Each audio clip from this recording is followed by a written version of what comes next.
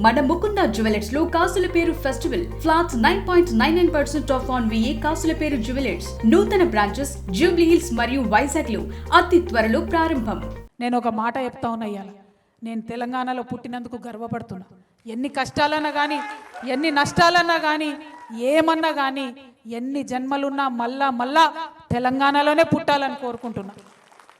ఎందుకంటే తెలంగాణ గడ్డకున్నటువంటి చరిత్ర అటువంటి చరిత్ర. మానవాళి ఎప్పుడైతే పుట్టిందో అప్పుడు పుట్టింది మన తెలంగాణ. ఇప్పుడప్పటిది కాదు. ఆఫ్రికా గురించి చెప్తారు, ఇండస్ వ్యాలీ చెప్తారు, ఏదేదో చెప్తారు. కానీ మన తెలంగాణకు కూడా అంత గొప్ప చరిత్ర ఉంది, అంత పునీతమైన చరిత్ర ఉంది, అంత పురాతనమైన చరిత్ర ఉంది. ఈ గడ్డలో ఎంతో చరిత్ర ఉన్నా ఒక 150 ఏండ్ల చరిత్ర మాత్రం ఈ సందర్భంలో గుర్తు చేసుకోవాలి. మొట్టమొదటి బ్రిటిష్ వాళ్ళకు వ్యతిరేకంగా పోరాటం చేసినటువంటి గోండు బిడ్డ రామ్జీ గోండుని 1860లో దారుణాతి దారుణంగా ఆయనతో పాటు ఆయన ఫాలోవర్స్ అయినటువంటి 1000 మంది ఉద్యమకారులను ఒకటే మర్రి చెట్టుకు ఉరివేసి అత్యంత దారుణంగా బ్రిటిష్ వాళ్ళు చంపారు. ఆ చరిత్ర మరుగున పడిపోయింది. మనం చెప్పుకున్నాం, తవ్వుకున్నాం, తోడుకున్నాం ఉద్యమ సందర్భంలో. ఎట్టి పరిస్థితుల్లో ఆ త్యాగాన్ని మనం మర్చిపోకూడదు. ఆయన స్ఫూర్తితోని మళ్ళా దాదాపుగా 1940లో ఇంకొక గోండు బిడ్డ కొమరం భీం బయలుదేరి జల్ జంగల్ జమీన్ అని చెప్పి హక్కుల సాధన కోసం నిజాం సైన్యానికి ఎదురొడ్డి పోరాడి అమరుడైనటువంటి కొమరం భీం.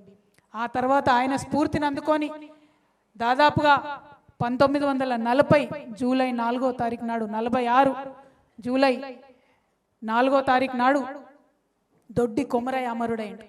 ఆనాటి నిజాం యొక్క గూండాలు, జమీందారులు, దొరలు, వారి యొక్క ప్రైవేట్ సైన్యం యొక్క దురాగతాలకు దొడ్డి కొమరయ్య అమరుడైతే మొత్తం అగ్గి ఉట్టింది తెలంగాణ అంతా. పేద బీద బిక్కి అందరు కూడా బయలుదేరి ఆయుధాలు పట్టుకొని ఇంకా సహించం ఈ దురాగతం, దున్నేవాడిదే భూమి, మా భూమి మాకు కావాలని ఆనాడు 1942లో వాళ్ళందరూ కూడా కొట్లాడితే మనకు స్వతంత్రం వచ్చే కన్నా ముందే, భారతదేశానికి స్వతంత్రం వచ్చే కన్నా ముందే బీద బిక్కికి అందరికి కూడా భూములు పంచుకున్నాం మనం ఇక్కడ తెలంగాణలో. ఆ తర్వాత స్వాతంత్రం వచ్చింది 1947లో, 48లో మనల్ని విలీనం చేసిండ్రు. ఇక స్వతంత్రం వస్తుందనంగా రజాకారుల దురాగతాలు భరించింది ఈ నేల.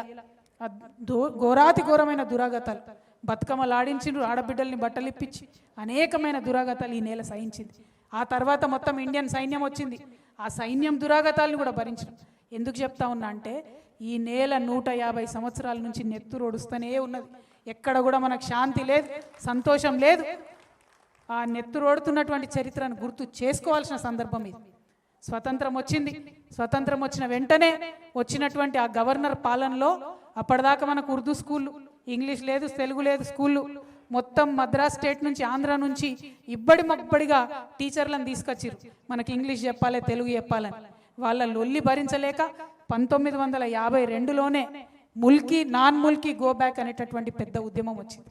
అది అయిపోయింది, అక్కడ కొట్లాడినాం. ఆ తర్వాత 56లో అప్పుడు ఉన్నటువంటి మన రాజకీయ నాయకులందరూ కూడా ఢిల్లీకి గులాములయ్యి మనల్ని తీసుకుపోయి ఆంధ్రలో కలిపిండ్రు. తర్వాత 1962లో ఇడ్లీ సాంబార్ గో బ్యాక్ అనేటటువంటి మూమెంట్ వచ్చింది. అంటే ఎక్కడ గ్యాప్ లేదు.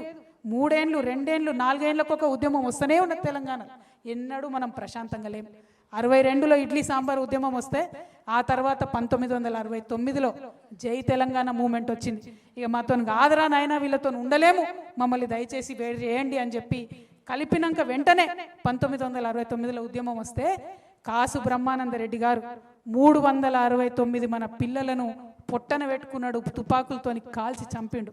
కానీ తెలంగాణ రాష్ట్రం వచ్చిన తర్వాత కూడా ఇంకా కేబీఆర్ పార్క్ పేరు కేబీఆరే ఉన్నది. అదే బాధ, వేరే బాధ ఏం లేదు మనకు. మనని గుర్తించిరా, మనకు పదవి వచ్చిందా, పైసలు వచ్చిందా, రెండోది. ఎందుకు బాధపడుతున్నాం ఇవ్వాలా అంటే ఏ అంశాల కోసమైతే కొట్లాడినామో, ఏ గౌరవం కోసమైతే కొట్లాడినామో, ఏ చేదు గుర్తులైతే ఉండొద్దు అనుకున్నామో అవి ఇంకా మిగిలే ఉన్నాయి. అదే పెద్ద బాధ, వేరే బాధ ఏం లేదు. ఇవాళ మనం 1969 దాటుకున్నాం. ఆ తర్వాత దాదాపుగా 20 సంవత్సరాలు నేల నిజంగా ప్రతి ఊర్లో నెత్తురు పూలు ఊసినట్టే నక్సలైట్ ఉద్యమంలో పోయినటువంటి మన బిడ్డలను ఘోరాతి ఘోరంగా రాజ్యం పొట్టన పెట్టుకున్నది. అది చూసుకుంటా ఉన్నాం మనం. 1970 నుంచి దాదాపు 95 వరకు తెలంగాణ గురించి ఎక్కడ పెద్దగా చర్చ రాలే. ఎందుకంటే జై తెలంగాణ అన్నోళ్ళ నల్ల ఎత్తుకపోడు సంపుడు. నాకు తెలిసి వరంగల్లో పద్మాక్షమ్మ గుట్ట ఇప్పటి వరకు కూడా నెత్తురోడుతూనే ఉన్నట్టుందని నేను అనుకుంటా ఉన్నా. మరి అటువంటి సందర్భంలో 1995లో అనేక మంది విప్లవ వీరులు, ప్రజా సంఘాలు, జనశక్తి ఆధ్వర్యంలో బయటకు వచ్చి వరంగల్ డిక్లరేషన్ చేసిండ్రు. అగో అప్పుడు పుట్టింది మళ్ళీ ఒకసారి అగ్గి. వరంగల్ డిక్లరేషన్ చేసి గద్దరన్న నాకు తెలిసి మొదటిసారి బయటకు వచ్చి జనంలోకి వచ్చి ప్రజానాట్య మండలి నుంచి మా తెలంగాణ మాకు కావాల్సిందే అని నినదించిండు.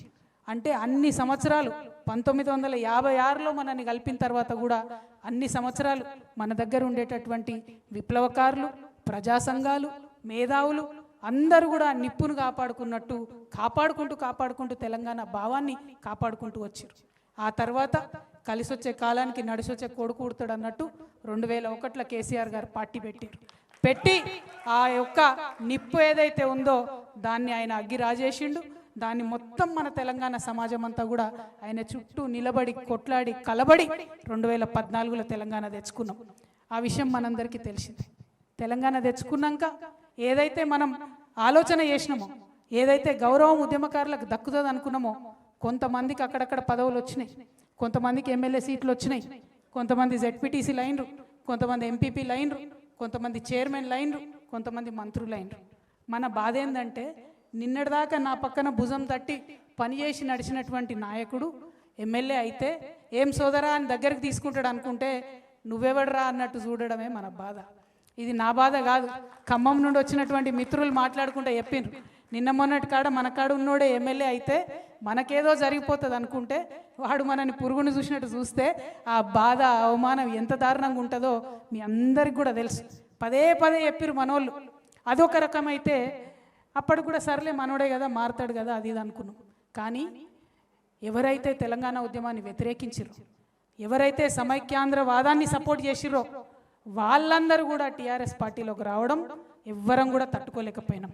వాళ్ళు వచ్చి మనం ఎవరి ఇండ్ల మీదకైతే పోయినామో, ఎవరైతే పోలీసులను పెట్టి మనను కొట్టించిండ్రో, మన ఈపుల మీద లాఠీలు ఇరిచిండ్రో వాళ్ళందరూ వచ్చి మన కేసీఆర్ పక్కన కూర్చుంటారు ఏందని బాధ తప్పితే ఇంకో బాధ లేదు ఉద్యమకారులకు. ఇవాళ ఇక్కడ ఉన్న ప్రతి ఒక్కరు అదే అన్నారు. ఎవ్వరం సార్ని తిట్టాలనుకుంటలేం, కేసీఆర్ గారిని తిట్టాలనుకుంటలేం. ఎందుకు బాధపడుతున్నామంటే 10 ఏళ్ళు రాజ్యం ఇస్తే టీఆర్ఎస్ పార్టీ ఎందుకు న్యాయం చేయలేదన్నది మాత్రం ఖచ్చితంగా అడిగి తీరాల్సినటువంటి ప్రశ్ననే. కేశవరావు జాదవ్ గారు చనిపోతే ఎందుకు ఆయనకు అధికార లాంఛనాలతోని అంత్యక్రియలు జరగలేదని అడగాల్సినది. అందులో ఎటువంటి అనుమానం లేదు. ఎవరికి జరిగినాయి అధికార లాంఛనాలతో అంత్యక్రియలు? ఆ పేర్లు నేను చెప్పదలుచుకోలే. చాలా మందికి జరిగినాయి, మన ప్రాంతం వాళ్ళకి కాని వాళ్ళకు కూడా అధికార లాంఛనాలతో అంత్యక్రియలు జరిగినాయి తప్పితే ఉద్యమకారులకు జరగలేదనేటటువంటి బాధ. జయశంకర్ సార్ బొమ్మ పెట్టాలని నేనే, ఎవరో కాదు, జయశంకర్ సార్ బొమ్మ మనకు కేబీఆర్ పార్క్ దగ్గర పెట్టాలని నేనే స్వయంగా ఆనాటి మున్సిపల్ శాఖ మంత్రి గారిని పదే అడిగిన.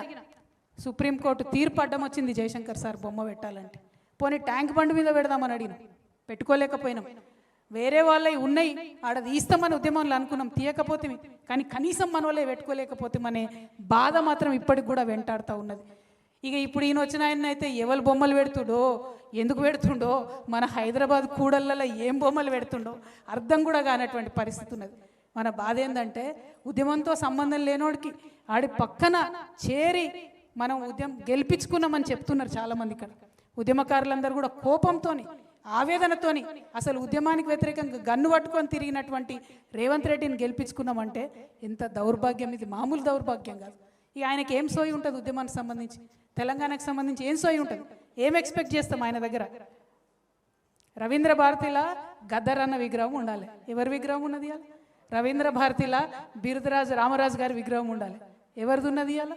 రవీంద్ర భారతిలా సుద్దాల హనుమంతు విగ్రహం ఉండాలి. ఎవరి విగ్రహం ఉన్నది ఇవాళ? మరి ఇటువంటి సందర్భాన్ని బాధపడి ఏం లాభం? మన చేతుల్లో ఉన్నప్పుడు పొడగొట్టుకుంటుంది, మనం సోయితో చేసుకోలేకపోతే ఇప్పుడు బాధపడి ఏం లాభం? పోరాటం తప్పితే ఇప్పుడు మనకు వేరే శరణ్యమే లేదు. ఎందుకంటే కాంగ్రెస్ పార్టీకి ఎప్పుడైనా ఒకటే భాష అర్థమవుతుంది, పోరాడితేనే అర్థమవుతుంది. 69 నుంచి పోరాడినాం కాబట్టే తెలంగాణ వచ్చింది. ఇప్పుడు పోరాడితేనే ఖచ్చితంగా రేపటి నాడు మన ఉద్యమకారులకు న్యాయం జరుగుతుంది. ఇవాళ నిజంగా బాధ అనిపిస్తుంది నాకు. మనం ఎవరం, అందరం మనం టైగర్స్, మనం సింహాలం. నాకు కొట్లాడినాం, మనం కొంచెం బాధపడ్డాం కరెక్టే. మనోళ్ళే గాయం చేసిరు కాబట్టి నొప్పి ఎక్కువైతుంది అంతే తప్పితే గాయాలకు భయపడేటోళ్ళం కాదు. మనం కొట్లాడాలి, మళ్ళీ పిడికిలు బిగించాలి. ఎవరి కోసం కొట్లాడాలి? తల్లిని విముక్తం చేసినాం కదా, తల్లిని విముక్తం చేసినాం, కానీ మనం బానిసలైనాం. ఇవాళ మన బానిస సంఖ్యలు తెంచుకోవడం కోసం మనం ముందటికి పోవాలి, మన బతుకు తెరువు కోసం మనం ముందటికి పోవాలి, మన పిల్లల దగ్గర, మన కుటుంబం దగ్గర మన గౌరవం నిలబెట్టుకోవడం కోసం ఖచ్చితంగా ముందుకు పోవాలి, ముందడుగేయాలి, వేద్దాం. నేను ఆనాడు చెప్పినా మళ్ళీ ఈనాడు చెప్తున్నా, ఉద్యమకారులు బాగా కష్టపడున్నారు, ఇబ్బంది పడున్నారు. మళ్ళా ఒకసారి మీ మీద లాఠీ పడితే దానికి ముందు నా మీద పడేటట్టు మీ ముంగట నేను నడుస్తాను ఆనాడు చెప్పిన, మళ్ళీ కూడా చెప్తా ఉన్నా. మీ మీదికి ఎక్కువ పెడితే ఆ బుల్లెట్ మొదట నన్ను దాటుకొనే మీ దగ్గరకు వస్తుందనే విషయాన్ని కూడా నేను మళ్ళీ చెప్తా ఉన్నా. నేను ఉట్టుగా చెప్తలేను, చాలా బాధతో ఆవేదనతో చెప్తున్నా. మా అన్నదమ్ములు అక్క చెల్లెలు అలా మాట్లాడిన వాళ్ళందరికీ చెప్తున్నా నేను, మీరు బయట ఉండి బాధపడ్డారు, నేను లోపల ఉండి బాధపడ్డా. అంతకు మించి కొత్తగా జరిగింది ఏం లేదు. నేను జీ హుజూర్ అంటే గానే ఉంటుండి, క్యా హుజూర్ అన్న కాబట్టి గీడున్నాయి అలా బయట. కాబట్టి మీరు ఆలోచన చేసుకోండి, అర్థం చేసుకోండి. పెద్దగా విప్పి చెప్పాల్సిన అవసరం లేదు, ఇంటి గుట్టు బయట పెట్టుకోవాల్సిన అవసరం లేదు. ఉద్యమంలో కలిసి పనిచేసినాం, ఉద్యమం కోసం పనిచేసినాం, రేపు కూడా రాష్ట్రం కోసమే పనిచేయాలి. మనం తెచ్చుకున్న రాష్ట్రం, మనం తెచ్చుకున్నటువంటి ఈ రాష్ట్రం మన యువ మిత్రులకు పనికొచ్చేటట్టు ఉండాలి. ఏం జరుగుతుంది అలా? రేవంత్ రెడ్డి గారు వచ్చినప్పుడు ఏమన్నాడు ఆయన ఏమన్నాడు? మొత్తానికి మొత్తం నిరుద్యోగులకు అన్యాయం జరిగిందన్నాడు. ఇవాళ ఏం చక్కదనం జరుగుతుంది? మరి 2 సార్లు పరీక్ష పెడితే ఇవాళ కూడా గదే పరిస్థితి కదా. ఇవాళ కూడా నిరుద్యోగులు పోయి కోర్టు చుట్టూ తిరుగుతున్నటువంటి పరిస్థితి కదా. మరి ఆనాడు న్యాయం జరగలేదు, ఈనాడు న్యాయం జరగలేదు. చేసింది ఏందిరా నాయనా అంటే తెలంగాణ తల్లి చేతులకి వెళ్ళి బతుకమ్మని తీసేసిండు, రంగు మార్చిండు, సెక్రటేరియట్లో పెట్టిండు. ఆమె ఏం తల్లో ఎవరికైతే అర్థమైతలేదు. మరి అది తప్పితే ఆయన చేసింది ఏమీ లేదు. నేను ఇవాళ డిమాండ్ చేస్తూ ఉన్నా, మన ఉద్యమకారులందరి పక్షాన నేను డిమాండ్ చేస్తూ ఉన్నా, ఒకటే ఒక మాట అడుగుతా ఉన్నా. ఏదైతే తెలంగాణ ఉద్యమకారులకు చేస్తారని మీరు చెప్పినరో ప్రతి ఒక్కటి చేయాల్సిందే. ఇప్పుడు ఈ సందర్భంలో ఎందుకు పెట్టినాం సభ? ఎందుకంటే ఫిబ్రవరి 26 నుండి బడ్జెట్ సమావేశాలు వస్తూ ఉన్నాయి. ఆ బడ్జెట్ సమావేశాల్లో మరి ఖచ్చితంగా తెలంగాణ ఉద్యమకారులు అమరవీరుల కుటుంబాలకు ఏదైతే మీరు ఇస్తామని చెప్పారో 25,000 రూపాయల పెన్షన్ ప్రతి అమరవీరుల కుటుంబానికి ఇస్తా అన్నారు.